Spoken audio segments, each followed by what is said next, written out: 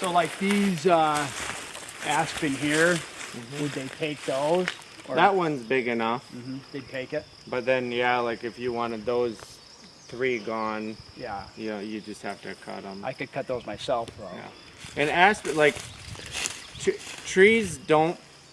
This one of my issues with hinge cutting. Yeah. Is when a tree's cut higher up, they don't know what to do with that. Right. They say, well, there's enough tree there that I'm gonna sprout, but then it's not quite right of a situation, so they usually end up abandoning it. Yeah. And you know, with aspen, the ideal way to regenerate it is to cut it flush with the ground, and that there's something triggers in it that says, okay, I'm gonna use my roots and I'm gonna sprout. Yeah. From my roots versus trying to save what's left of this tree. Yeah, they don't hinge anyway.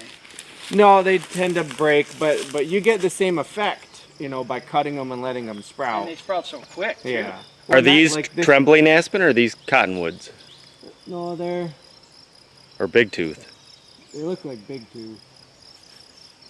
Yeah, I don't know if they're big tooth or the small or the. Yeah. Looks like big tooth. Yeah. Yep.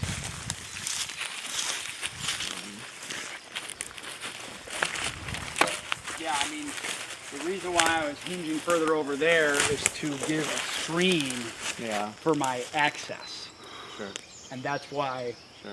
And I didn't do a ton. I started Yeah. to do it, but Well, and I would wait too, because it's with the limited amount of sun, you're not going to get the sprouting that Right. you're going for because it's too shaded. exactly. The hinge cutting is an interesting technique because I'm guessing most of us started with small trees because you feel comfortable doing it. Yeah. But then you realize they don't survive because you didn't take out the canopy first. Sure.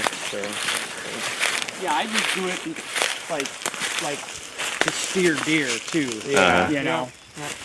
Especially if you're using elm or cottonwood or box elder or, you know, kind of lower quality trees, but sometimes it breaks my heart to see white oak or hickory or you know, some of those better species.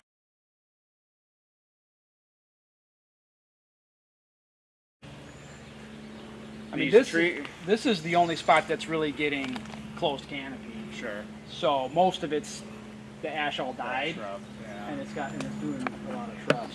But I didn't know if I should kill these silver maples or not. I just let them do their thing. They are soaking up, you know, they're moving a lot of water out of here. Yeah. So that's what's hard, you know, some guy, you might be inclined to cut it, but then for a few years you're actually raising the water table because these trees move so much water. Sure. You could thin it, but that's not going to get your that's going to put more value on the trees you leave behind. It's not really going to improve the habitat back here at all. Yeah. Could you get equipment back here to cut it out? It's challenging, but in like August, September, you can do stuff like this, but you really limit some of the buyers that are interested in it. When they see, they start walking and they see skunk cabbage. Right. They leave. Yeah. Unless, you know, some of the buyers, you know, red maple is their you know, it feeds their mills. So they do what they have to do, but it's not ideal.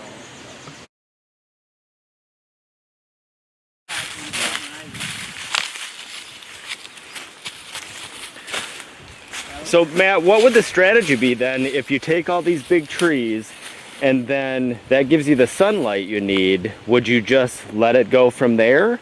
So you wouldn't be looking to hinge cut any other trees once this canopy's gone? No, this is just to get it a travel Okay. corridor Yep. for the rut and bedding too, because I think they might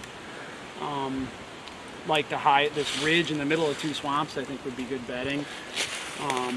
And then those 10 to 16 inch trees would be your candidates for the next harvest if there was enough of them.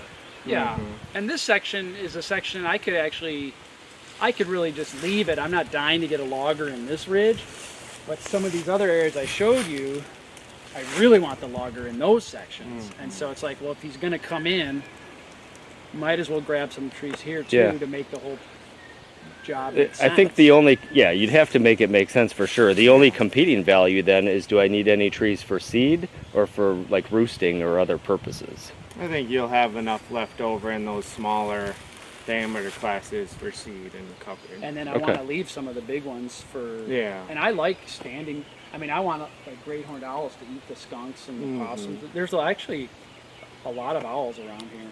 I don't know. If We owls hear prob- 'em a lot they over probably there, don't too. Get very dense. But.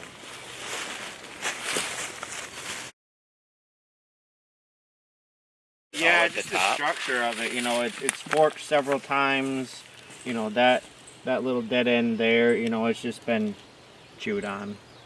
You know, it's probably a 7 or 8 year old, maybe 9 year old tree, and Wow. it just, you know, it got browsed there, it grew, now it got browsed again. So yeah, just the structure of it. So if it wasn't getting browsed, how tall would it be in 9 years protected? Above our heads. Wow. Out of curiosity, the edge feathering, Yeah. what is your opinion of that, Jason? Is there any downside to doing it that way with the hinges? Any upside? I don't From know. your perspective? From my perspective, from a timber management, I don't see much of an upside. You know, like maybe you could have used one of them in the future as a saw log, but if they're smaller trees that, you know, and you want to harvest in the next couple of years, you know, there's not much I can do with them. I don't know. I hear a lot. I think you guys are deeper into the deer stuff than I am, and Right. I hear a lot about this feathering, and I don't know. Like, I feel that I don't want to like knock what you're No. doing, but there's not enough sunlight there to do what you want it to do. Right. So I don't understand right now. Maybe you know you live and learn and it evolve as you go, but I could say that would be much more effective if you did it after you harvested the surrounding trees. Sure. For sure. Yeah.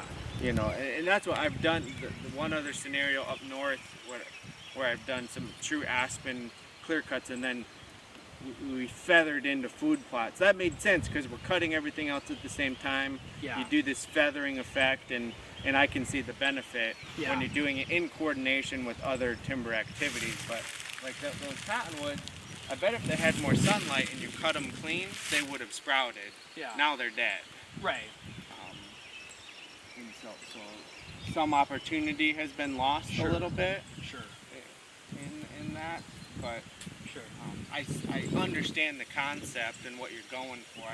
I'm just trying. Yeah. I'm just Well, there's no doubt it put a lot of cover, horizontal cover there right now. Yeah, but I don't know, like who does that benefit the deer Well. with that down woody debris that isn't only a little bit of it is growing? Yeah, I didn't do it with the idea that it would necessarily survive. Okay, yeah. That wasn't the goal. The goal is to get just more trash Okay. to screen I see. the open woods. I And